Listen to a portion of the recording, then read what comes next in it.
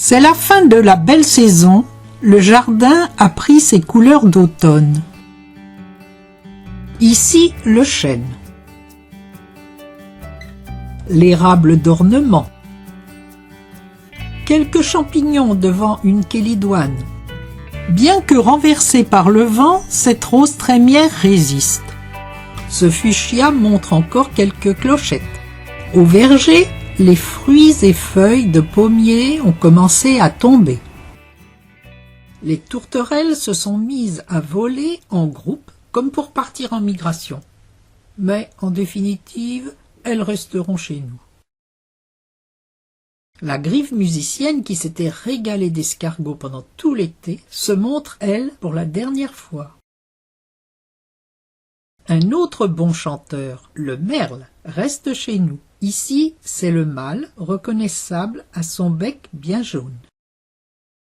La merlette, au plumage plus brun et à la gorge un peu mouchetée.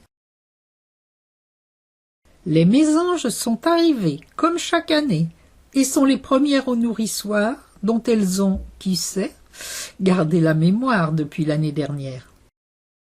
À droite, la mésange bleue a la calotte bleue et le ventre jaune. À gauche, la mésange charbonnière, plus grosse, a la calotte et la raie ventrale noires. Comme chaque année, nous avons installé une mangeoire qui va aider les oiseaux du jardin à trouver la nourriture dont ils ont besoin pour résister au froid de l'hiver. C'est un mélange de graines de tournesol noires et blanches et de millet doré, graines toutes deux riches en huile et donc en calories. Chaque espèce d'oiseau possède sa technique d'approvisionnement. Le plus souvent, la mésange charbonnière prélève une graine de tournesol qu'elle va consommer ensuite, au calme, dans un arbre voisin. Ici, une femelle de moineau qui est venue picorer les graines de millet. Au sol, ce pinson a trouvé une graine de tournesol tombée du nourrissoir. Cette tentative pour l'ouvrir semble vaine pour l'instant. Le rouge-gorge du jardin est venu voir ce qui se passe et trouve au sol quelques miettes de graines consommables. Un autre curieux se faufile au milieu des légumes. C'est le chat du voisin, tout de suite repéré par le merle qui lui piaille aux oreilles. Comme son nom l'indique, le verdier est de couleur verte, avec une bordure jaune sur l'aile. La femelle est un peu plus terne, mais avec la même bordure jaune sur l'aile. Ce sont des amateurs de graines de tournesol. Avec leur bec puissant, ils font éclater les graines dont ils ne consomment que l'amande. Mais voici le vent et la pluie. Dans le sous-bois, les feuilles s'amoncellent. Devant la maison, quelques lys des Incas résistent encore aux bourrasques. Le saule pleureur finira lui aussi par perdre ses feuilles, tout comme le magnolia. Tout en haut de l'épicéa, voici les tourneaux sansonnets, de couleur noire vue de loin, un peu comme celle du merle. De nouveau la mésange bleue dans le vent et la pluie. Un pinson mâle. On voit mieux ici sa calotte grise, ses joues et sa poitrine un peu rousses, et ses barres claires sur l'aile. Sa femelle est plus terne, mais montre les mêmes barres claires sur l'aile. Au sol, une merlette qui montre au jardinier qu'il peut compter sur elle pour le débarrasser des larves d'insectes, toujours trop abondantes à son goût. Ce mâle utilise la même technique de chasse, retourner les feuilles mortes, une à une, pour y trouver les proies cachées dessous. Cet autre merle s'est mis au régime végétarien et nous fait admirer la beauté de son plumage dans ce rayon de soleil. Notre pinson a beaucoup progressé dans l'ouverture des graines de tournesol. Il parvient à se débarrasser de l'enveloppe pour ne garder que l'intérieur. Le concepteur du nourrissoir n'a manifestement pas prévu son usage aisé par un pinson, Malgré ses allers-retours sur le perchoir, il ne parvient pas à passer la tête comme il faut dans le trou prévu à cet effet. Il lui faudra continuer à chercher ses graines au sol.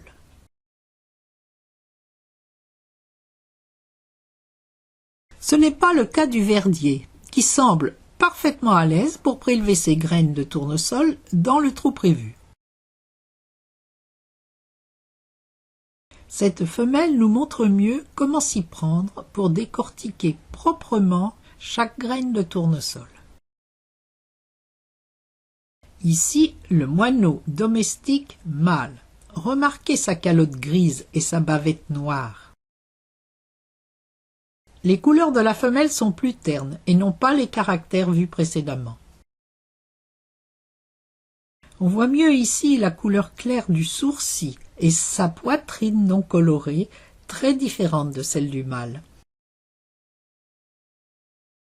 Ouvrir une graine de tournesol semble devenue chose facile pour celle-ci. La mésange bleue aime le tournesol, mais n'a pas un bec qui lui permettrait d'utiliser la même technique. Il lui faut déchiqueter la graine coincée entre ses doigts à coups de petits coups de son bec court et pointu. La cohabitation entre espèces se passe en général bien, comme ici où l'on voit notre rouge-gorge en compagnie paisible d'une femelle moineau. Ce n'est pas toujours le cas et l'on voit ici l'attaque d'un rouge-gorge. Le ralenti montre qu'il semble plutôt s'agir d'une réaction de peur.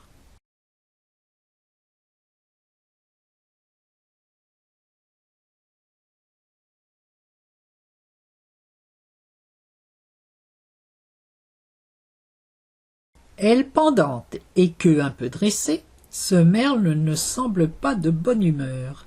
Une femelle de moineau s'enfuit juste à temps. Ici aussi, le ralenti de l'attaque.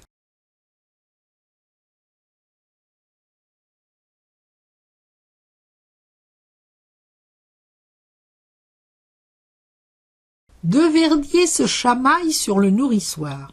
Les vibrations des ailes de celui du haut n'indiquent rien de bon, et l'arrivée de plusieurs mésanges n'arrange pas les choses.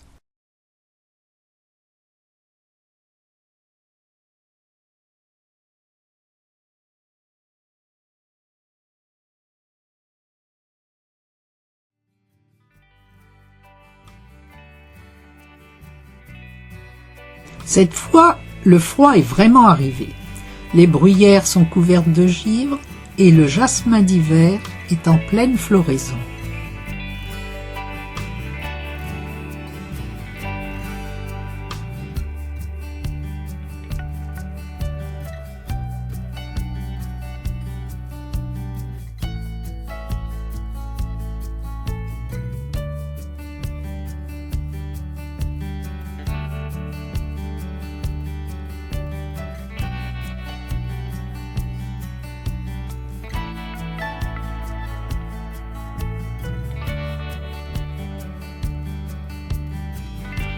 Un pinson femelle sous le nourrissoir. Une tourterelle turque dans le potager. Un verdier dans le gazon. Il nous arrive d'observer des oiseaux moins courants ou plus discrets, comme cet assenteur mouché. On ne peut le confondre, avec sa poitrine grise et son bec fin, avec le moineau par exemple. Perchée sur une branche du noyer, cette corneille semble déçue de ne plus y trouver les noix qu'elle venait nous chipper peu de temps auparavant. Un autre visiteur occasionnel, l'étourneau sansonnet. Son plumage est noir, mais avec des reflets un peu irisés, et son bec est effilé, ce qui le distingue du merle. À cette époque, ils se rassemblent en grandes troupes et leur visite au verger est impressionnante.